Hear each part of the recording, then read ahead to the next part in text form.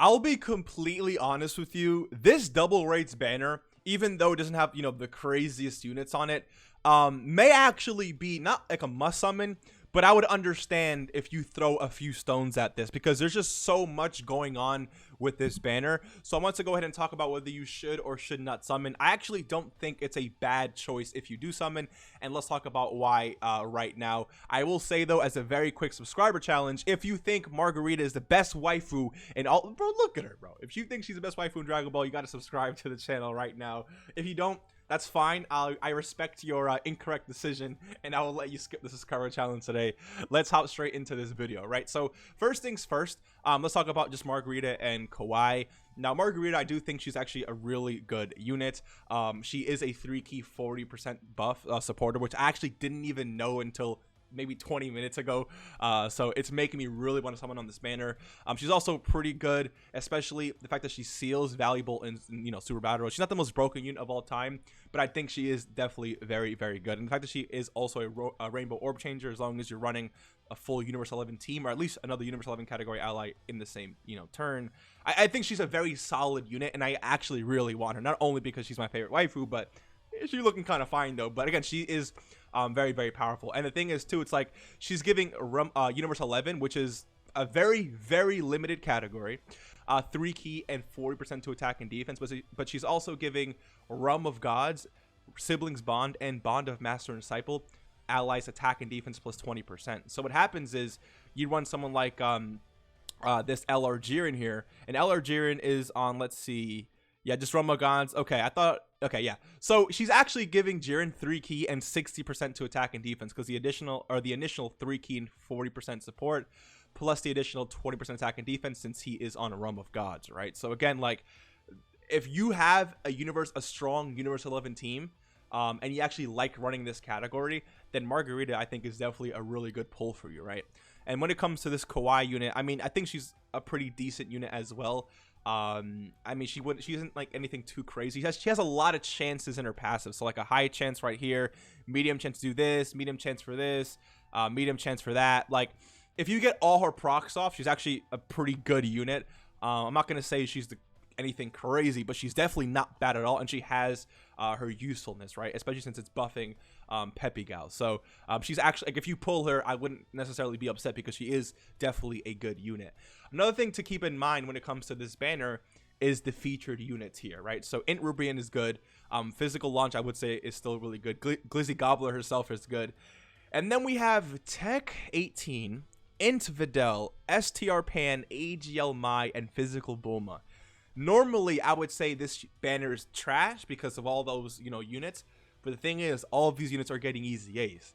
So it's actually not a bad thing if you go ahead and pull them, right? So starting off with someone like 18, the thing that she seals, I think I really enjoy that fact, because again, it does help in Super Battle Road. If you're running a full Peppy Gals team and you get a lot of orbs, 18 could actually look very, very good, right? Now, when it comes to Videl, I haven't really been too impressed with her. She's not bad, but she's not like, she's better than what she was before. So, I'll take it. We'll get more Videls in the future, I'm assuming. So again, like, she's nothing crazy. STR Videl exists, right? Then we have STR Pan. STR Pan is a demon in the first few turns.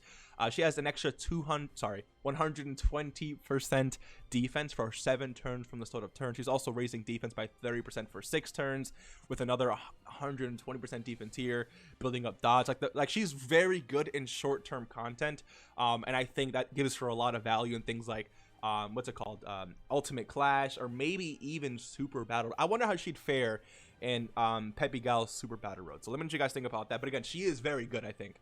And then we move on to someone like AGL Mai. I think AGL Mai also has a lot of value in things like Super Battle Road, because again, she has a great chance to stun. She is greatly raising her attack and defense. So you put her in that second or third slot, she gets a super or 2 off, and her defense is going to look pretty good. She also gives all allies 3-key, which makes her really good in actually all of these teams immediately, because it's not limited to something like Pepe Gals or a specific type.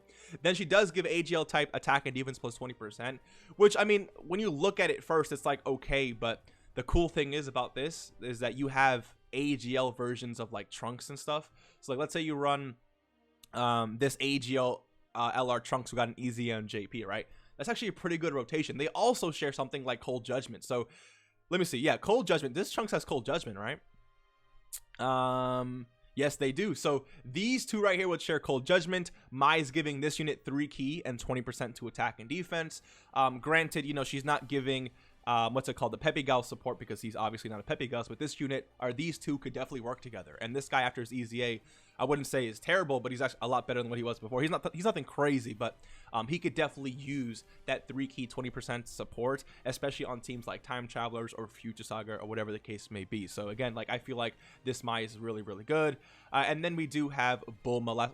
Last but not least, we have Bulma here. I do think Bulma, once she's completely built up, is looking very, very good, and she also can heal. So again, like, all these units have good value. I think the worst out of the batch would probably be Int Videl, but again, if you have STR Videl, you're not running her anyway, so it doesn't really matter too much. So again, like, because of all of that, like, this banner is like, you summon, you pull a few featured units. It may not be these two, but bro, like, you're walking away with W regardless, with all these EZA units. And again, these units are still good. Like, I'm thinking about it now. I was actually going to skip, but I would like to pull a few more copies of these waifu units here, because again, it's like, except for Pan, let's relax.